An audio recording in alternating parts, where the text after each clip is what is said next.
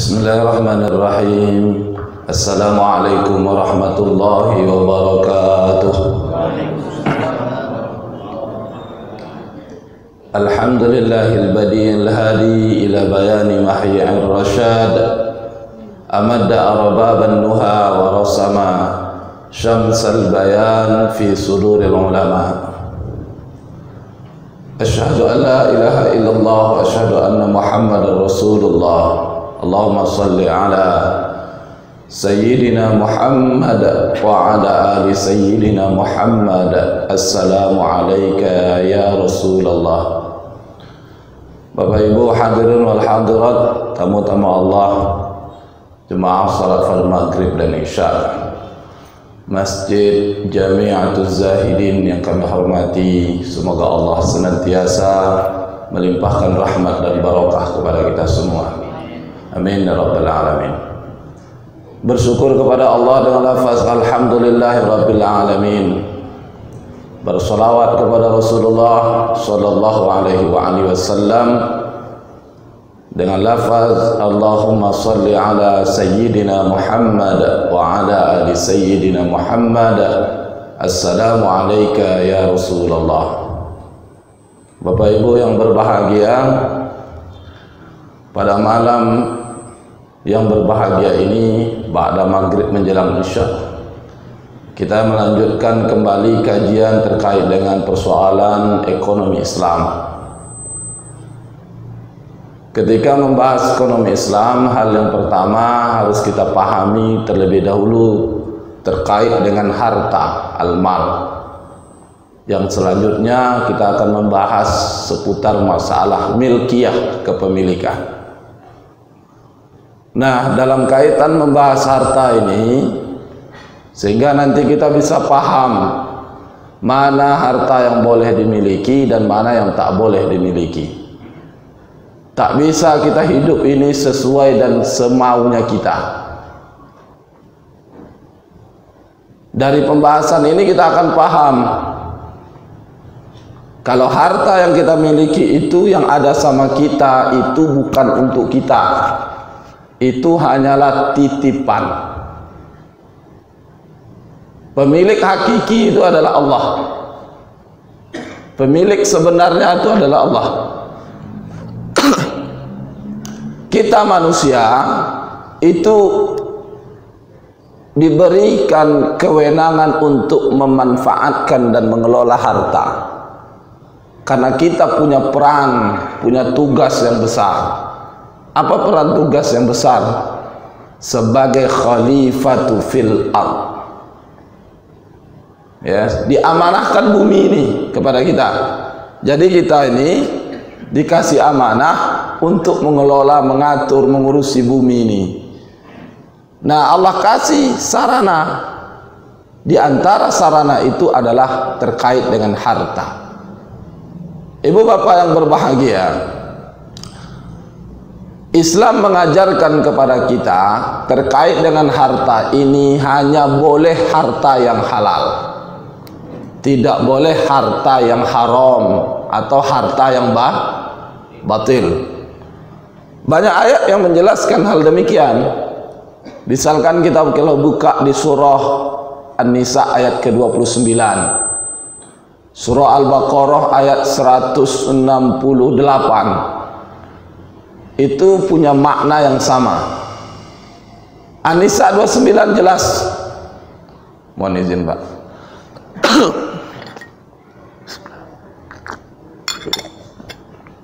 An-Nisa 29 itu jelas sekali. Allah mengawali firman-Nya dengan seruan kepada mereka yang beriman. Ya ayyuhalladzina amanu, wahai sekalian orang yang beriman. Apa konsekuensi dari iman? La ta'kulu amwalakum bainakum bil batil. Kalau benar-benar beriman, kalau benar-benar yakin kepada Allah, yakin kepada Rasul, yakin kita akan hari akhir, nanti kita dibangkitkan oleh Allah di yaumil kiamah, akan ada posisi surga dan neraka yang akan ditempati. Kita memilih surga, terkadang kita mendapatkan neraka. Kita takut dari neraka, malah semakin dekat dari neraka itu. Semakin dekat. Kalau benar-benar beriman, kata Allah, la ta'kulu amwalakum, janganlah kalian itu memakan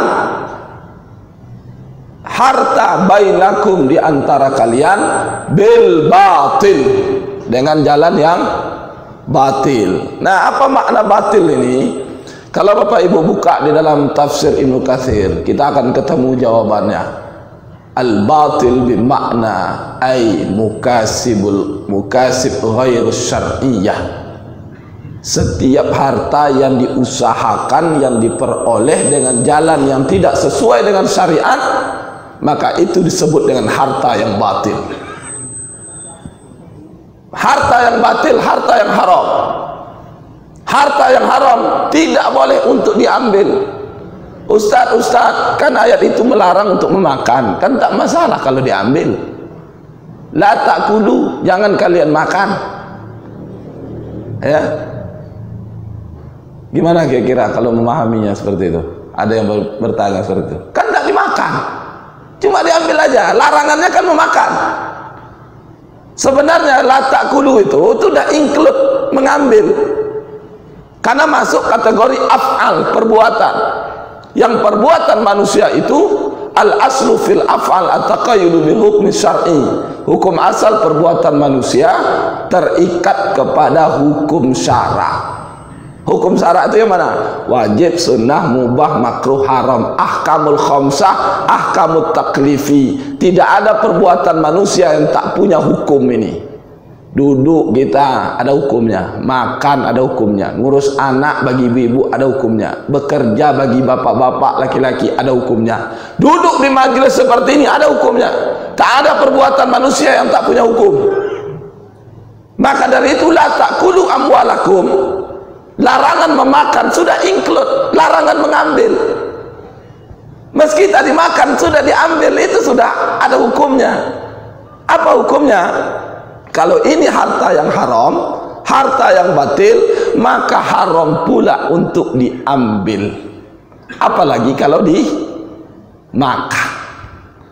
Saya ingat dulu Bapak Ibu, waktu kecil-kecil di kampung, ketika pernah dapat ular sawah. Di kampung saya itu banyak orang Cina, jadi dapat ular sawah itu bisa dijual. Ada orang tua-tua ketika itu dia ingatkan ke saya, ya itu kau kalau jual nanti duitnya jangan kau beli makanan. Ngapa Pak? Nggak usah beli makanan, tak boleh, haram. Jadi belikan sendal, belikan baju. Karena kan dilarang dimakan. Nah ini dangkal kita memahaminya. Padahal maksud ayat itu larangan memakan juga larangan mengambil. Ya kan? Al-batil asal tidak sesuai dengan syariat itu tidak boleh diambil. Dimakan juga demikian. Maka dari itu Bapak Ibu yang berbahagia, para ulama sudah secara rinci menjelaskan harta yang batil, harta yang haram itu ada dua. Ada haram li zatihi, haram karena zat. Ini umum kita udah paham. Udah paham kita kan. Hurrimat alaikumul maitatu waddamu walahmul khinzir, diharamkan atas kalian maitah, bangkai, waddam, darah. Boleh bangkai, haram semua bangkai kecuali atau boleh bangkai ikan dan belalang. Haram semua darah kecuali hati dan limpa. Waddam walahmul khinzir, daging bebong. Tahu Bapak Ibu bebong? Daging bebong itu haram. Haram kenapa? Zatnya. Maka sampai kapanpun selama zat itu ada, maka haram hukumnya. Khinzir B2. Nanti kalau saya vulgar kali, apalagi ini live kan, ini Ustadz ini kurang ajar juga ngomongnya karena ya, bebong atau B2. Kondio. Kalau orang Jawa celeng. Tapi kalau bahasa Indonesia tidak boleh sebutkan karena orang semua paham, tak baik. Ya, itu zatnya haram. Meski disembelih menyebut asma Allah, meski dicuci dengan berkali-kali dengan air suci, maka tetap tidak halal. Kenapa? Haramnya karena lidzatihi, karena zatnya.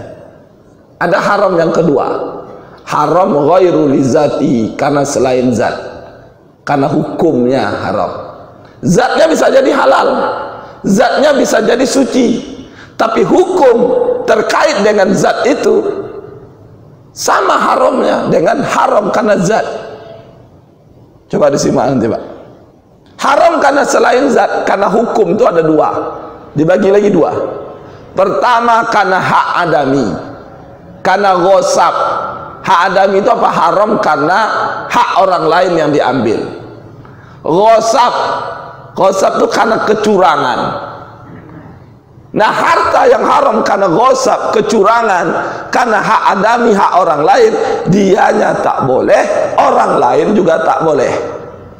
Haram karena zat juga begitu, dianya tak boleh, orang lain tak boleh. Bangkai ibu bapak tak boleh makannya, tapi tak boleh dikasih ke tetangga. Kenapa? Zatnya haram, ibu bapak tak boleh, tetangga juga tak boleh. Haram karena hak adami juga begitu. Kita yang tak boleh, orang lain juga tak boleh, karena itu milik orang lain. Haram karena ghosab, kecurangan. Kita tak boleh, orang lain juga tak boleh. Maka hati-hati Bapak Ibu, karena ghosab, karena kecurangan ini, karena hak adami ini. Allah tabaraka taala menjelaskan dalam Al-Qur'an, "Wa may ya'lul ya'ti bima ghalla yaumal qiyamah." Siapa yang berlaku gulul, curang, datang di hari kiamat memikul kecurangannya. Ini hati-hati, termasuk kalau kita bertetangga. Tanah tetangga sejengkal kita ambil karena digeser parit, itu dipikul besok tanah sejengkal di hari kiamat. Itu banyak. Ini haram, kita tidak boleh, orang lain tidak boleh. Ya, harta karena korupsi, dia tak boleh, orang lain tak boleh. Karena bukan hak dia, hak orang lain itu, hak adami, karena curang. Ini banyak terjadi hari ini. Banyak terjadi hari ini. Haram karena hak adami atau hak orang lain, karena curang. Nah, yang kedua dari ghairu lizati itu, yang keduanya haram karena akad. Akad atau transaksi. Ini saya yakin dan saya sangat paham betul kalau Bapak Ibu sudah bahas sebelumnya. Karena di masjid kita saya dengar sudah ada kajian dulu tentang fikih muamalah. Nah, haram karena akad. Itu haram. Zatnya halal, zatnya suci, tapi karena hukum akadnya tidak syar'i, maka memilikinya sama dengan memiliki bebong tadi Pak. Apa akadnya yang haram, yang batil, yang tidak syar'i? Misalkan karena akadnya batil, karena akad riba misalkan, karena terjadi yang namanya maisir, spekulasi judi. Ini akad batil. Kalau yang pertama tadi Bapak Ibu, karena haram karena zat, itu banyak kita paham. Ya, banyak umat Islam dah paham itu, maklum itu. Bangkai, darah, bebong, guguk, nah, itu dah haram zat itu. Dah tahu kita itu. Dah banyak umat Islam paham, dan hampir umat Islam tak ada umat Islam yang tak paham. Begitu juga yang kedua, haram karena kecurangan, karena hak orang lain, menipu. Jangan main-main ini Bapak Ibu. Sekarang ini budaya kita beli duku. Beli duku itu kayak mana? Berapa sekilo? 10.000. Manis, langsung ambil. Makan. Harusnya minta izin. Ibrahim bin Adham kebiasaannya kalau pergi haji, itu habis haji dia melanjutkan safarnya ke Masjidil Aqsa Palestina.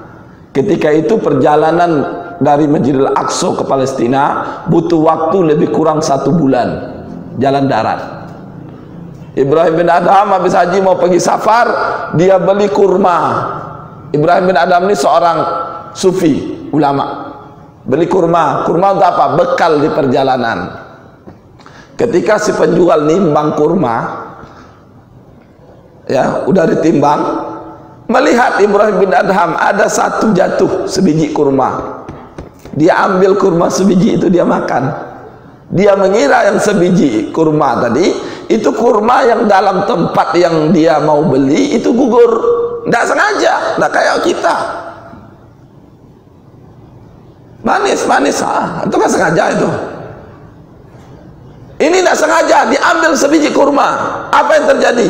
Setelah sebulan kemudian Ibrahim bin Adham sampai ke Masjidil Aqsa. Kebiasaannya ketika sampai Masjidil Aqsa bermunajat pas di bawah kubah masjid. Ketika bermunajat, antara sadar dan tidak, kehusukannya terdengar 2 malaikat berbisik. Yang satu bilang, Ibrahim bin Adham, ini ahli ibadah hamba Allah, doanya makbul mustajab. Apa kata malaikat yang satunya? Ndak, itu dulu. Kenapa? Karena sebiji kurma terhalang.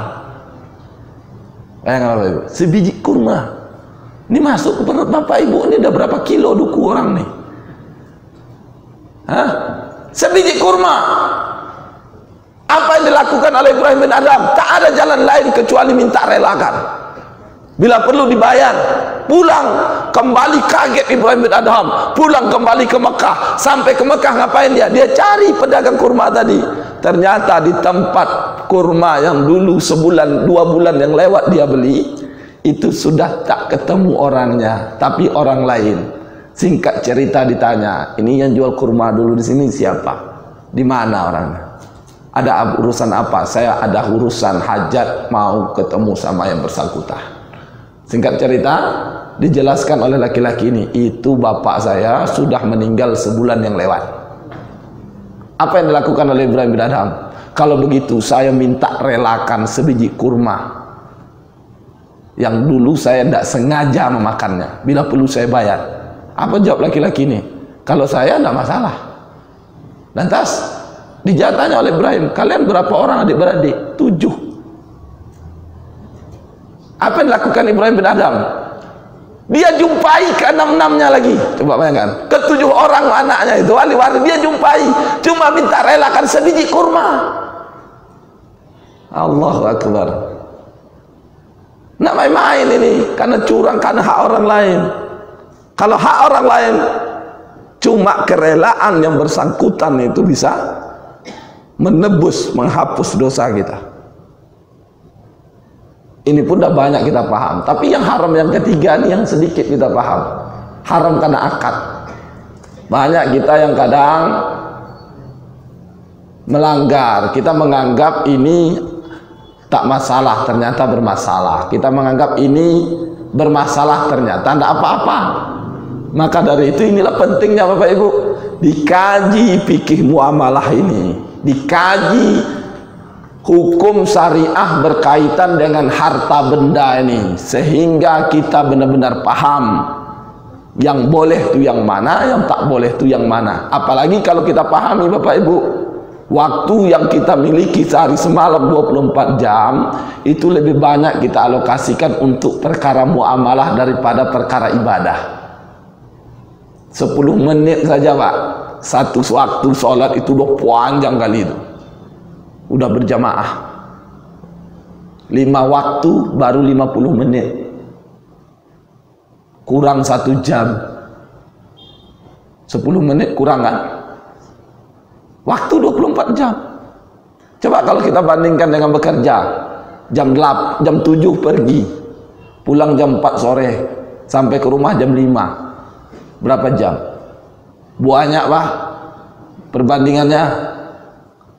Tapi perkara ini sedikit dikaji, dibahas. Makanya terkadang kalau ada yang mengingatkan, "Oi, kau itu tak betul itu, batil yang kau kerjakan itu, haram itu. Alah, kau ini pandai-pandai aja." Ini yang terjadi di tengah-tengah kehidupan kita. Ibu bapak yang berbahagia, terkait dengan harta ini sudah menjadi fitrah manusia. Allah berikan naluri cinta terhadap harta. Zuina linnasi hubbus syahwati minan nisa wal banin wal qanatir wal muqantarati minaz zahabi wal fiddah, dan seterusnya. Ayat ini kan menjelaskan dihiasi manusia itu kecintaan. Linnas zinat, zina linnas hubbus syahwat, punya rasa kecenderungan terhadap apa? Wanita, anak, keturunan, apa lagi? Perniagaan, hewan ternak, minaz zahabi wal fiddah, emas dan perak. Itu fitrah manusia. Tapi ingat, yang harus kita pahami, kalau harta itu harus harta yang halal, tak boleh harta yang haram, harta yang batil. Bahkan Bapak Ibu yang berbahagia, dalam pandangan Islam, harta itu ketika dia harta yang haram, sebenarnya dalam pandangan Islam tidak dianggap sebagai harta. Coba kembali buka definisi makna harta dalam Islam. Harta dalam Islam secara makna ada dua makna. Pertama, makna bahasa. Makna bahasa itu apa? Ismun li jami'in ma yamlikuhul insan. Nama dari semua yang dimiliki manusia itu disebut harta. Apapun namanya yang dimiliki manusia, itu secara bahasa itu disebut harta. Makanya kalau Bapak Ibu ketemu teman lama, tak pernah jumpa, udah lama sekali, asal ketemu apa? Pertanyaan pertama, apa kabar? Sehat? Alhamdulillah. Tinggal di mana itu ini? Pasti selanjutnya apa dibilang? Anakmu berapa? Alhamdulillah, saya punya anak 4, cewek 2, cowok 2. Masya Allah, kau kaya. Kok orang bilang kaya? Karena anak dalam makna bahasa itu harta. Ismun li jamin ma yamlikul insan. Tapi Bapak Ibu, bukan makna ini yang dimaksud oleh syariah. Yang dimaksud oleh Islam itu makna syar'i, makna istilah. Apa makna istilah dari harta? Kullu ma yantafa'u bihil insan. Setiap apa saja yang dapat dimanfaatkan oleh insan, manusia. Ayu wajhi min wujuhi syar'iyyah, yang itu diperoleh dengan jalan yang sesuai syariat.